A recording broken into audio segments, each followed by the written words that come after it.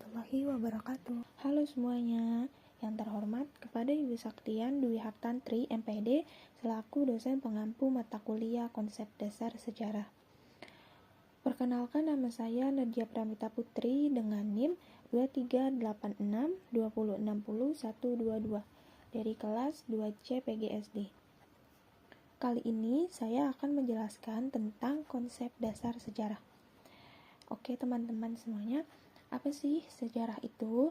Secara etimologis, sejarah itu merupakan hasil serapan dari bahasa Arab yang berasal dari kata syajarah yang artinya terjadi, atau dari kata syajarotun yang berarti pohon, atau bisa juga dari kata syajarah an-nasab yang berarti pohon silsilah.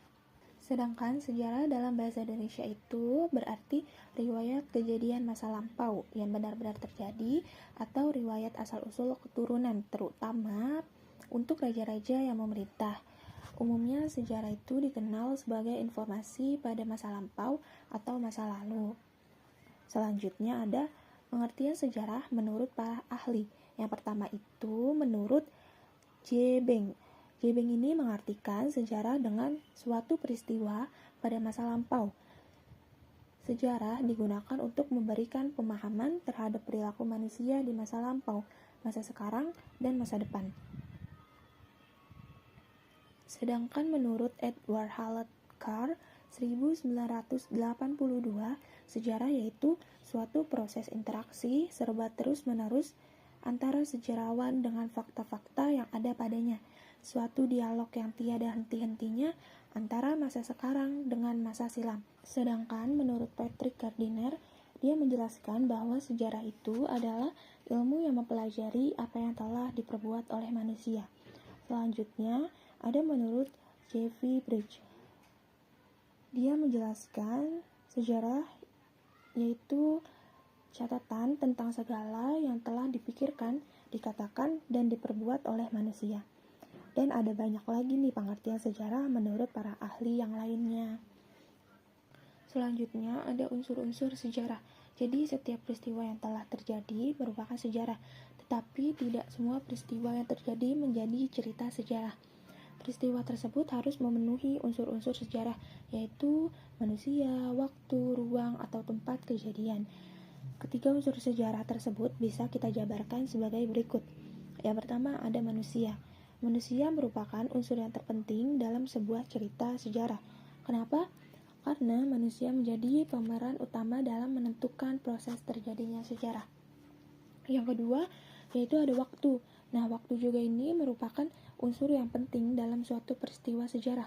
Karena dalam sejarah, aktivitas manusia dilihat dari waktu, kronologi, dan periodisasi. Yang ketiga, ada ruang atau tempat. Nah, unsur ruang dalam geografi menjadi unsur yang penting dari sejarah. Ruang digunakan untuk menentukan di mana kejadian tersebut berlangsung. Selanjutnya, ada ruang lingkup sejarah. Ruang lingkup dan kajian ilmu sejarah ini sangat luas, karena sejarah merupakan disiplin ilmu yang meliputi segala-galanya. Menurut Kunto Wijaya dalam Pratiwi, Dian Ayu, dan kawan-kawan 2021, kedudukan sejarah juga sebagai peristiwa, sejarah sebagai ilmu, dan sejarah sebagai cerita atau kisah, serta sejarah sebagai seni. Yang pertama itu ada sejarah sebagai peristiwa. Sejarah sebagai peristiwa ini adalah kejadian yang sebenarnya yang telah berlangsung atau telah terjadi pada masa lalu. Peran sejarah di sini itu sebagai objek. Selanjutnya ada sejarah sebagai ilmu.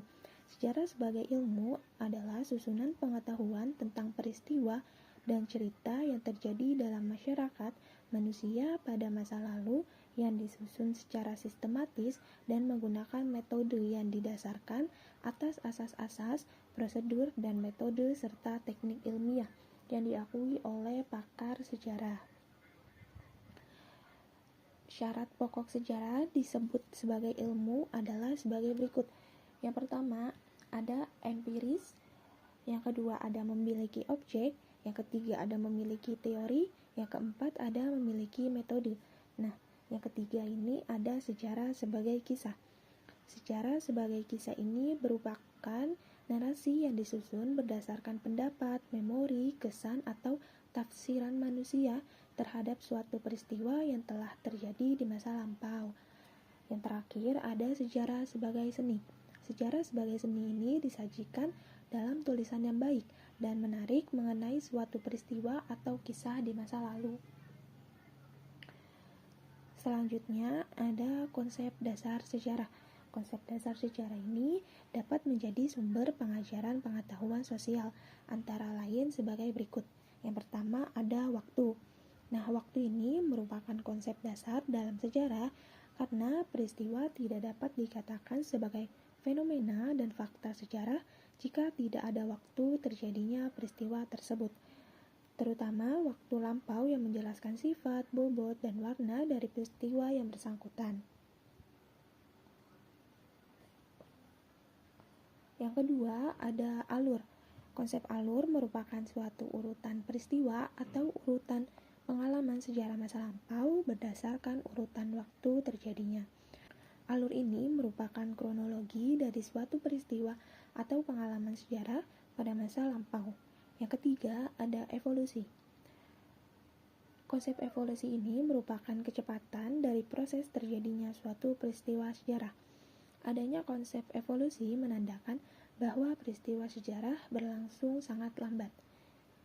Yang keempat, ada revolusi.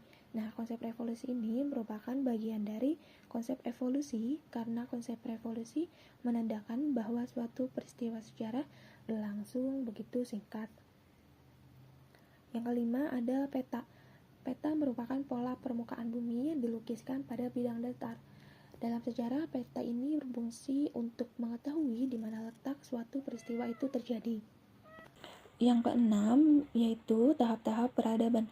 Konsep tahap-tahap peradaban ini dapat diartikan dengan melihat perkembangan kemampuan berpikir dan perkembangan teknologi masyarakat dari waktu ke waktu. Selanjutnya, ada tujuan sejarah. Sejarah dipelajari dan diajarkan dengan tujuan antara lain, yang pertama, untuk memahami bahwa masa lalu ada kaitannya atau berhubungan dengan masa kini dan masa yang akan datang. Yang kedua, untuk membantu memahami jati diri suatu masyarakat dan bangsa. Yang ketiga, untuk membangkitkan minat pada peristiwa yang terjadi di masa lalu yang membawa perubahan. Yang keempat, untuk membantu memahami akar budaya serta interrelasinya dengan beragam aspek kehidupan. Dan ada banyak lagi tujuan sejarah. Materi yang terakhir yaitu tentang manfaat mempelajari sejarah. Secara rinci dan sistematis, Nato Susanto mengidentifikasi 4 fungsi sejarah, yaitu yang pertama, fungsi inspiratif. Fungsi ini di mana terjadinya suatu peristiwa akan memberikan dampak bagi pelaku ataupun yang menyaksikan sejarah. Yang kedua, ada fungsi edukasi. Fungsi tersebut dapat digunakan untuk media dalam pembelajaran. Yang ketiga, ada fungsi rekreasi.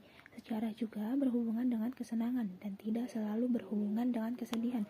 Kisah-kisah yang menyenangkan dan akan menghibur seperti pengalaman berpetualang langsung ke tempat-tempat atau benda-benda bersejarah seperti di museum. Yang terakhir, ada fungsi instruktif.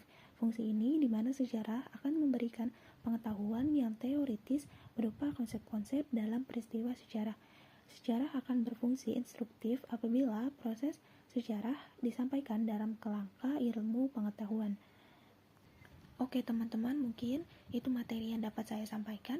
Semoga bermanfaat untuk kita semua. Wassalamualaikum warahmatullahi wabarakatuh. Terima kasih.